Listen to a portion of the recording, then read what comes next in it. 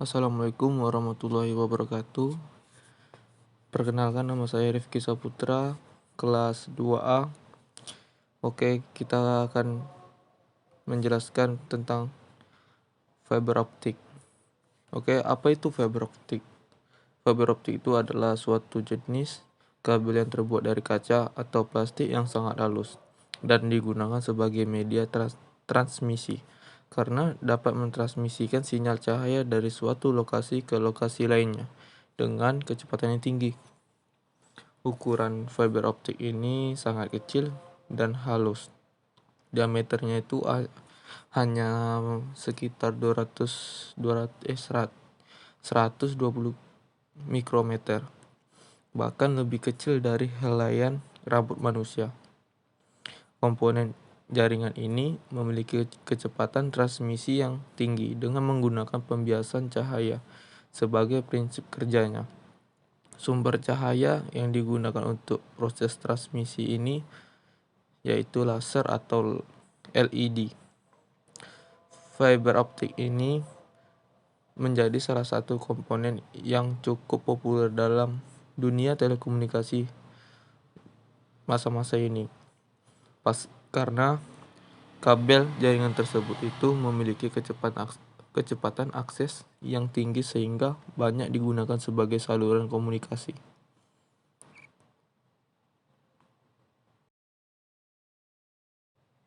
Oke, yang kedua adalah fungsi kabel fiber optik. Fungsinya itu yang utamanya itu adalah untuk menghubungkan antar jaringan komputer. Sebenarnya jika merujukkan pada penjelasan tersebut, maka kegunaan kabel fiber optik ini sama dengan jenis kabel yang lainnya. Namun yang dibedakan adalah kabel fiber ini mendukung kecepatan pengiriman data. Selain itu, kabel fiber optik ini juga tak punya arus listrik, sehingga tidak akan mengalami kegangguan elektromagnetik. Oke, selanjutnya kita akan melanjutkan yaitu jenis-jenis kabel fiber optik. Dalam pemasangannya itu ada dua jenis kabel fiber optik, yaitu single mode fiber dan multi mode fiber. Yang pertama adalah yang saya jelaskan, yang pertama adalah single mode atau jenis single mode ini atau kabel fiber mode tunggal hanya menggunakan satu mode cahaya untuk mentransmisikan data. Dengan kata lain, data internet ini akan dikirimkan hanya dengan satu mode cahaya saja, sehingga tidak banyak terjadi pantulan cahaya ketika data ditransmisikan ke tempat tujuan lain. Karena yang membuat sinyal mode fiber tersebut mampu mengirimkan data dengan kecepatan yang tinggi, karena mode ini memiliki bandwidth yang lebih banyak. Oke, yang kedua adalah multimode. Multimode fiber ini mempunyai keunggulan dari segi banyaknya mode cahaya yang bisa transmisikan dalam satu perjalanan sekaligus pada sebuah kabel fiber optik. Dari segi fisiknya, kabel dengan multimode fiber akan terasa lebih tebal dibandingkan single mode fiber karena terdiri dari serat yang lebih banyak di dalamnya. Biasanya itu multimode ini digunakan untuk mentransmisikan data dengan jarak yang relatif yang lebih dekat dibandingkan single mode fiber yang dapat digunakan untuk jarak jauh.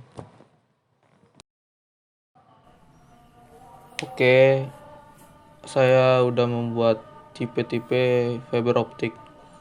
Yang pertama, tight buffer, dalam dan luar ruangan.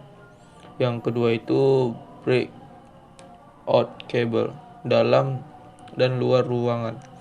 Yang ketiga, aerial cable. Yang keempat, armored cable. Yang kelima, simple cable. Yang keenam, hybrid and composite cable. Yang ketujuh, zip cord cable.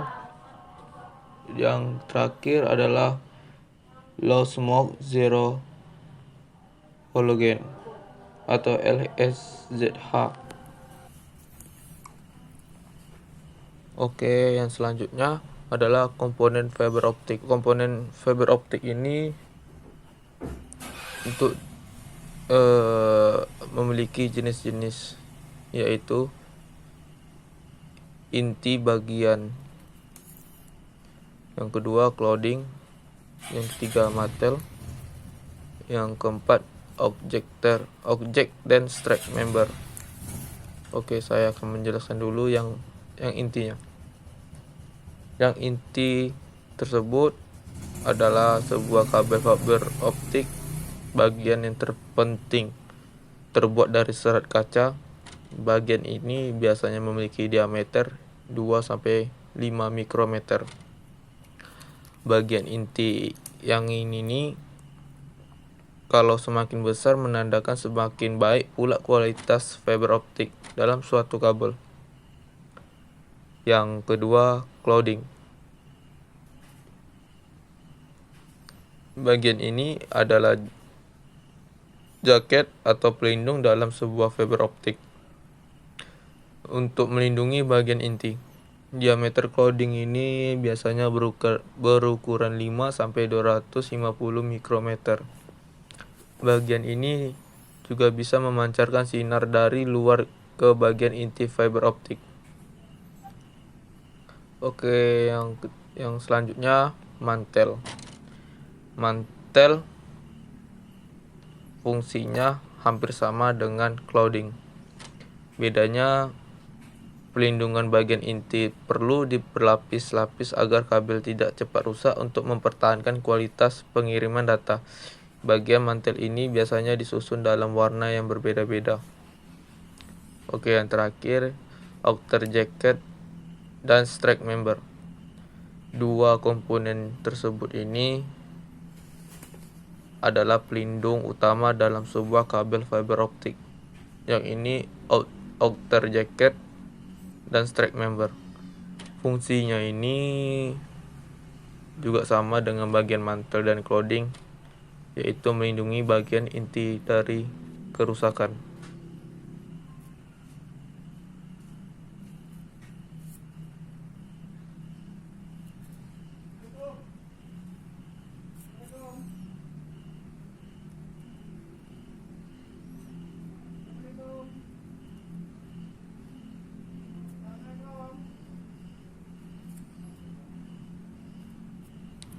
Oke, inilah gambar inti, clothing, mantel,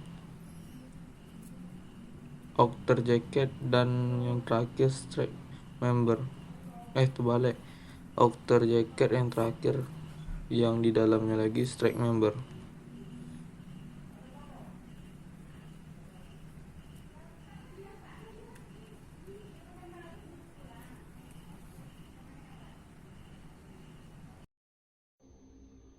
Selanjutnya adalah kelebihan dan kekurangan fiber optik.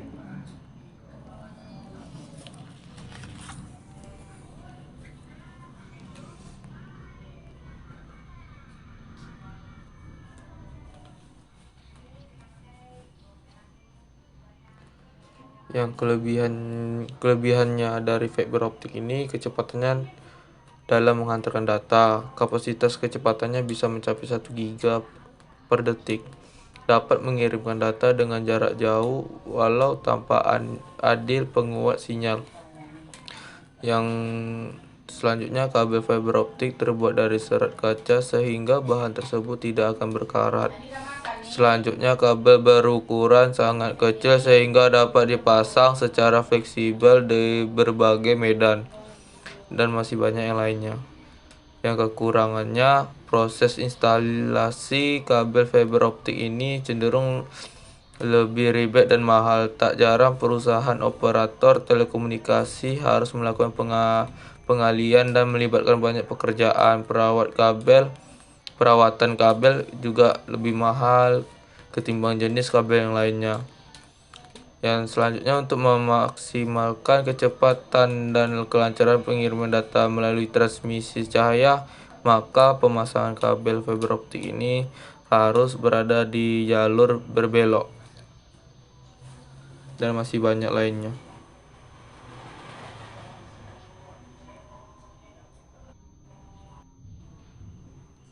Yang terakhir adalah prinsip kerja fiber optik. Yang pertama, sinyal transducer elektrooptik. Yang selanjutnya kabel optik. Yang selanjutnya receiver. Yang selanjutnya transducer elektrooptik. Dan yang terakhir sinyal listrik. Pada proses di atas itu kan, pertama sinyal awalnya atau source sinyal listrik ini pada transistor diubah ke transducer untuk menjadi gelombang cahaya. Kedua, gelombang cahaya tersebut transmisikan melalui kabel optik menuju penerima atau receiver yang terletak pada ujung optik lainnya. Yang ketiga atau yang terakhir, pada penerima atau receiver, sinyal optik ini diubah oleh transducer optoelektronik fotodioda menjadi sinyal elektris kembali. Sekian dari saya. Apabila banyak salah, mohon maaf. Saya izin. Assalamualaikum warahmatullahi wabarakatuh.